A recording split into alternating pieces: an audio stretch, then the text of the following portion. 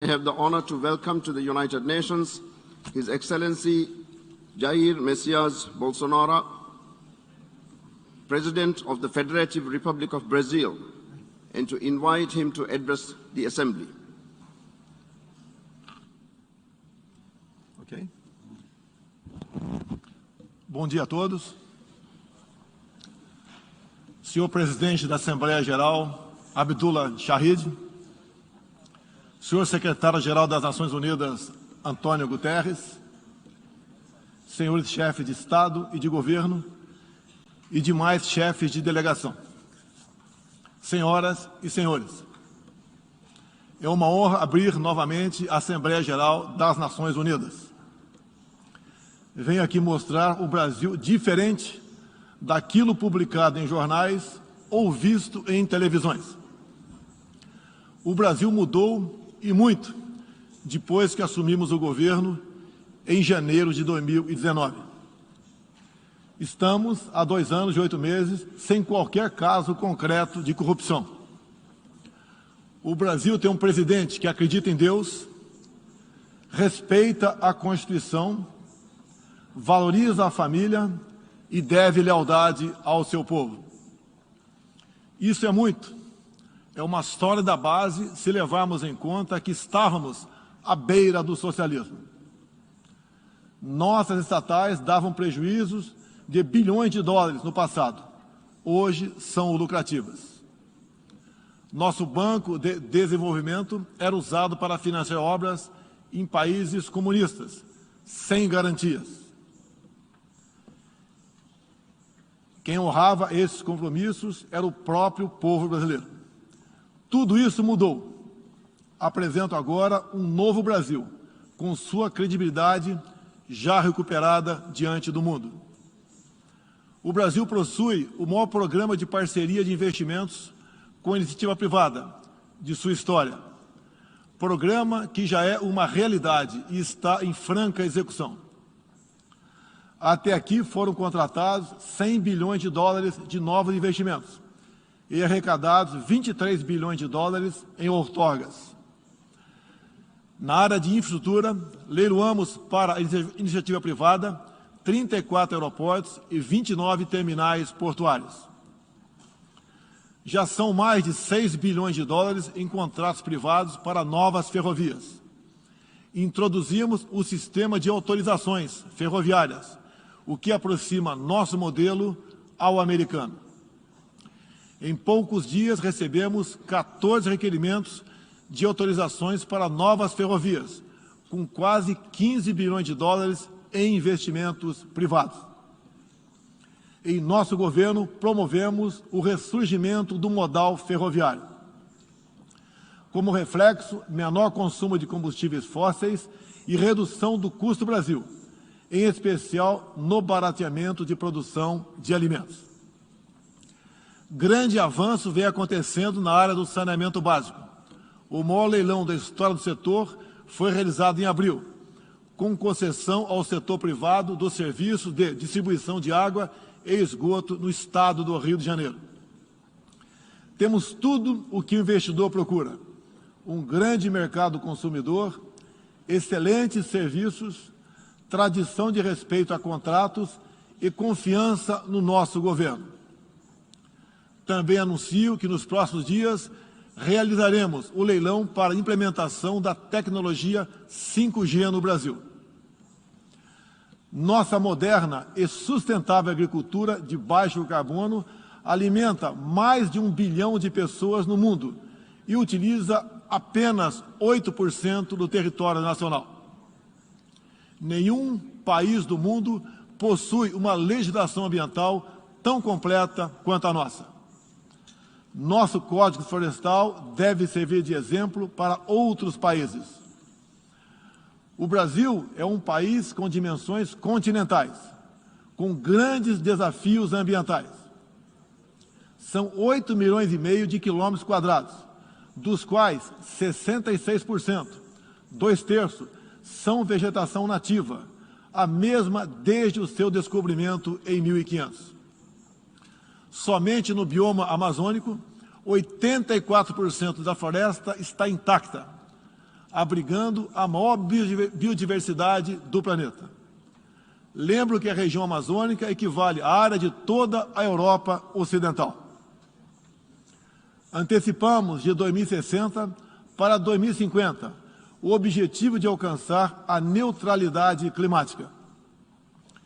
Os recursos humanos e financeiros destinados ao fortalecimento dos órgãos ambientais foram dobrados, com vistas a zerar o desmatamento ilegal.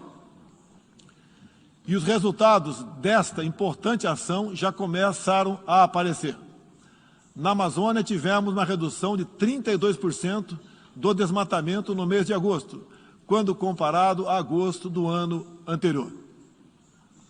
Qual país do mundo tem uma política de preservação ambiental como a nossa? Os senhores estão convidados a visitar a nossa Amazônia. O Brasil já é um exemplo na geração de energia, com 83% advinda de fontes renováveis. Por ocasião da COP26, buscaremos consenso sobre as regras do mercado de crédito de carbono global. Esperamos que os países industrializados cumpram efetivamente seus compromissos com o financiamento de clima em volumes relevantes. O futuro do emprego verde está no Brasil. Energia renovável, agricultura sustentável, indústria de baixa emissão, saneamento básico, tratamento de resíduos e turismo. Ratificamos a Convenção Interamericana contra o Racismo e formas correlatas de intolerância. Temos a família tradicional como fundamento da civilização. E a liberdade do ser humano só se completa com a liberdade de culto e de expressão. 14% do território nacional, ou seja, mais de 110 milhões de hectares, uma área equivalente à Alemanha e França juntas, é destinada às reservas indígenas. Nessas regiões, 600 mil indígenas vivem em liberdade e cada vez mais desejam utilizar suas terras para a agricultura e outras atividades. O Brasil sempre participou em missões de paz da ONU, de Suez até o Congo, passando pelo Haiti e Líbano. Nosso país sempre acolheu refugiados. Em nossa fronteira com a vizinha Venezuela, a operação acolhida do governo federal já recebeu 400 mil venezuelanos deslocados devido à crise político-econômica gerada pela ditadura bolivariana. O futuro do Afeganistão também nos causa profunda apreensão. Concederemos visto humanitário para cristãos, mulheres, crianças e juízes afegãos. Nesses 20 anos dos atentados contra os Estados Unidos da América, em 11 de setembro de 2001, reitero nosso repúdio ao terrorismo em todas as suas formas. Em 2022, voltaremos a ocupar uma cadeira no Conselho de Segurança da ONU. Agradeço aos 181 países, em um universo de 190, que confiaram no Brasil. Reflexo de uma política externa séria e responsável, promovida pelo nosso Ministério das Relações Exteriores. Apoiamos uma reforma do Conselho de Segurança da ONU, onde buscamos um assento permanente. A pandemia pegou a todos de surpresa em 2020. Lamentamos todas as mortes ocorridas no Brasil e no mundo. Sempre defendi combater o vírus e o desemprego de forma simultânea e com a mesma responsabilidade. As medidas de isolamento e lockdown deixaram um legado de inflação, em especial nos gêneros alimentícios no mundo todo. No Brasil, para atender aqueles mais humildes, obrigados a ficar em casa por decisão de governadores e prefeitos e que perderam sua renda, concedemos um auxílio emergencial de $800 para 68 milhões de pessoas em 2020. Lembro que terminamos 2020, ano da pandemia, com mais empregos formais do que em dezembro de 2019, graças às ações do nosso governo com programas de manutenção de emprego e renda que nos custaram cerca de 40 bilhões de dólares. Somente nos primeiros 7 meses deste ano, criamos aproximadamente 1.800.000 novos empregos. Lembro ainda que o crescimento para 2021 está estimado em 5%. Até o momento, o governo federal distribuiu mais de 260 milhões de doses de vacinas e mais de 140 milhões de brasileiros já receberam, pelo menos, a primeira dose, o que representa quase 90% adulta. 80% da população indígena também já foi totalmente vacinada. Até novembro, todos que escolheram ser vacinados no Brasil serão atendidos. Apoiamos a vacinação. Contudo, o nosso governo tem se posicionado contrário ao passaporte sanitário ou a qualquer obrigação relacionada à vacina. Desde o início da pandemia, apoiamos a autonomia do médico na busca do tratamento precoce, seguindo recomendação do nosso Conselho Federal de Medicina. Eu mesmo fui um desses que fez tratamento inicial. Respeitamos a relação médico-paciente na decisão da medicação a ser utilizada e no seu uso off-label. Não entendemos porque muitos países, juntamente com grande parte da mídia, se colocaram contra o tratamento inicial. A história e a ciência saberão responsabilizar a todos.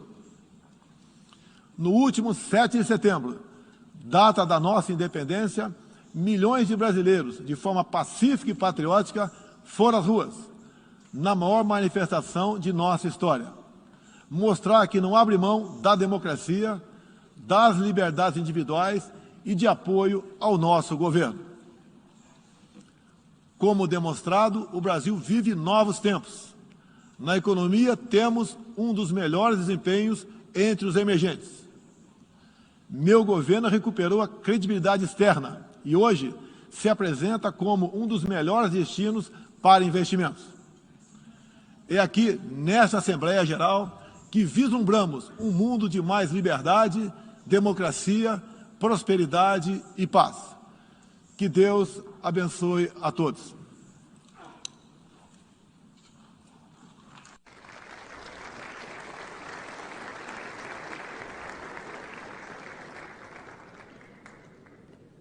On behalf of the General Assembly, I wish to thank the President of the Federative Republic of Brazil for the statement just made, and I request the protocol to escort His Excellency.